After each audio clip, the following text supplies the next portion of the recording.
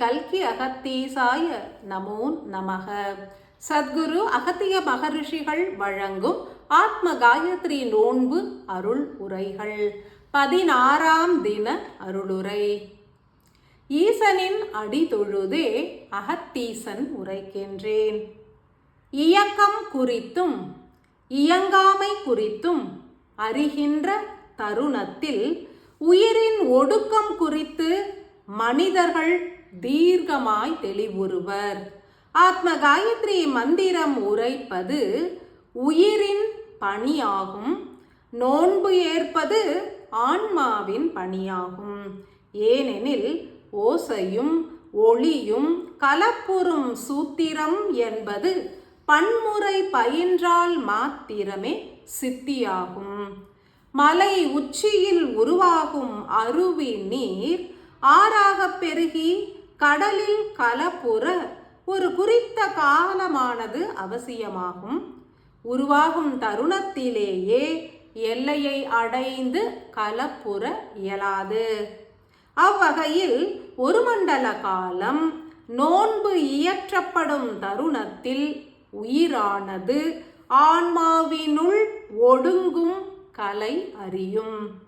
பயணிக்கும் ஆற்று நீரானது பல கிளைகளை பரப்பும்.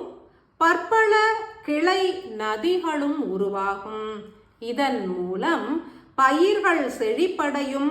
மேலும் பல உயிர்களும் உணவு பெற்று வளம் அடையும். அவ்வகையில் உயிர் எனும் நதி நீரானது எண்ணற்ற மானுட உயிர்களுக்கு விழிப்புணர்வுதனை உருவாக்கிடும். அவ்வகையில் உருவாக்கிட இயலாத மனித உயிர் ஆன்மாவினுள் ஒடுங்கிவிட இயலாது. பிற உயிர்களுக்கு உதவிட இயலாத நிலையில் எந்த ஒரு உயிரும் ஆன்மாவினுள் ஒடுங்காது என்றுணர்க.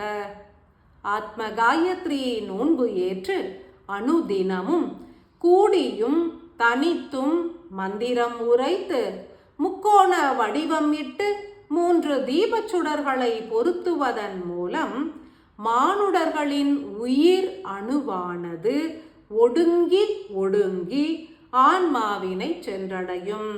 பல கிளைகளை பரப்பாத நதியினால் கடல் நீரினை சென்று அடைய இயலாது. 16 தினங்கள் நோன்பு ஏற்று பூஜிக்கும் வெகு சில ஆன்மாக்களை யாம் ஒன்றிணைத்து மாபெரும் சக்தி நிலைகளை அருளிடுவோம்.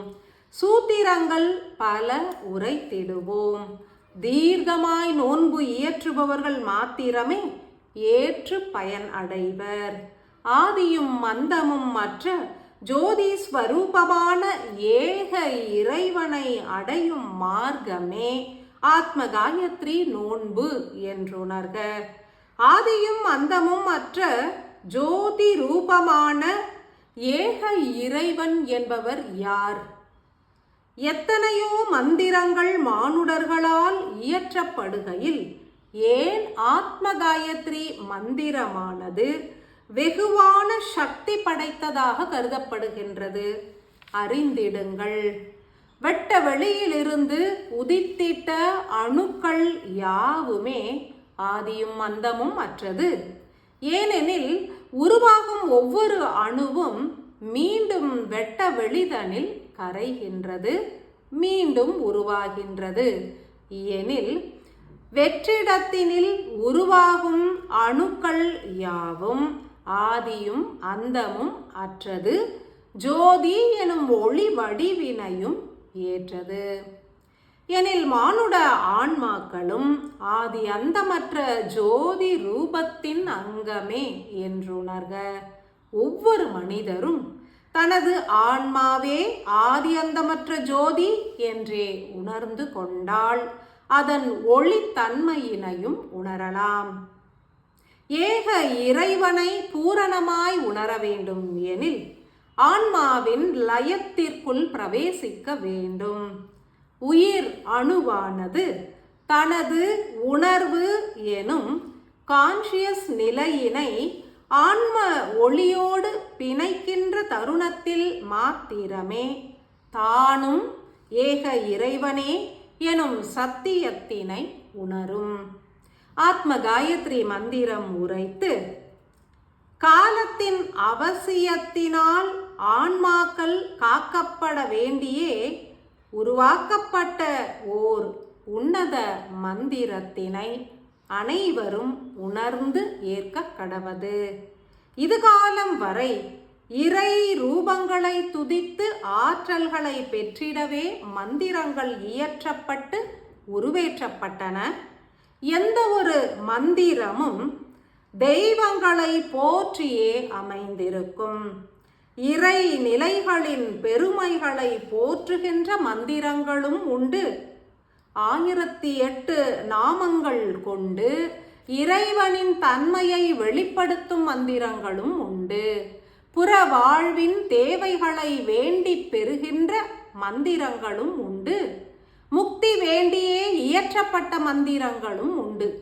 அனைத்து மந்திரங்களுமே தெய்வங்களையும் சூரியனையும் பரமாத்ம ஒளி ரூபத்தினையும் போற்றி துதிப்பதாகவே அமைந்திருக்கும்.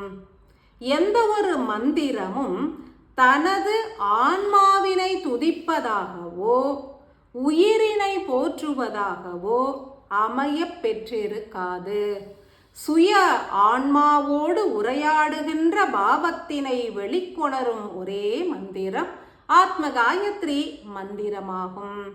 மானுட ஆன்மாவின் ஆற்றல்களை போற்றுகின்ற மந்திரங்களும் உண்டு.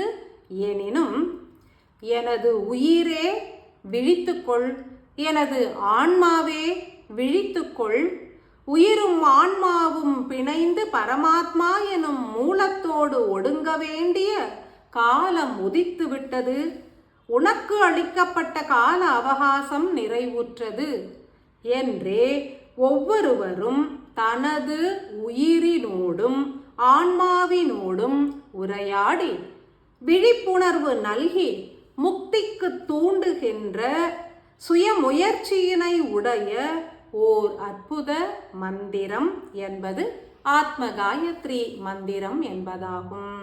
ஒவ்வொரு மனிதரும் தனது சுய உயிரினையும் ஆன்மாவினையும் தூண்டுகின்ற வகையில் அமையப்பெற்ற இம்மந்திரம் பெரும் பலன் அளிக்கும். ஏனெனில் மனிதர்கள் பல தெய்வங்களை துதிக்கின்றனர். எனது தெய்வமே உயர்ந்தவர் என்றும் வாதிடுகின்றனர். இதன் மூலம் பலன் ஏதும் இல்லை என்றே உணர்தல் வேண்டும். தனது உயிரினையும் ஆன்மாவினையும் இணைத்து விட்டால் விடுதலை என்பது எளிதாய் கிட்டும் எனும் காரணத்தினால் உருவான உன்னத மந்திரமே ஆத்ம Gayatri மந்திரமாகும்.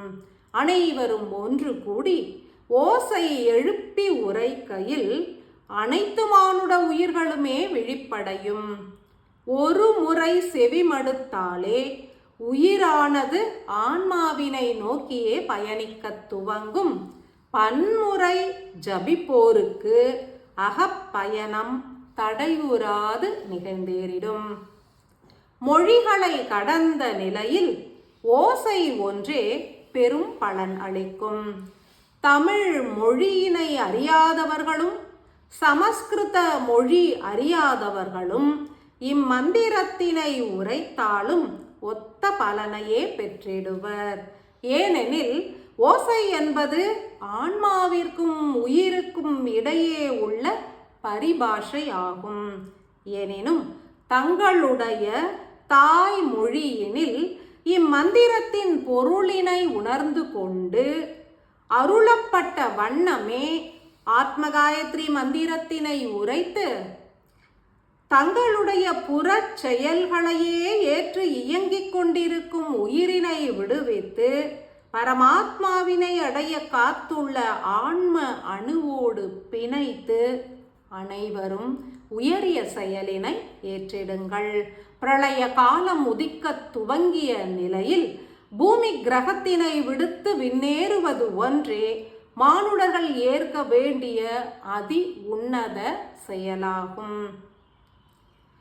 Through conscious merge with the unconscious supreme light Prepare your mind to live in the fluorescence mindless world. By chanting Atma Gayatri mantra, connect yourself to the supreme light. Self-motivation, self-realization, self-activation, self-compression and self-elevation are the contemplated prosperity of Atma Gayatri mantra. Melt and merge with the mantra which leads you to the ultimate. அனந்த கோடி அன்புகள். அன்பாலயம் அன்பாலயம் அன்பாலயம்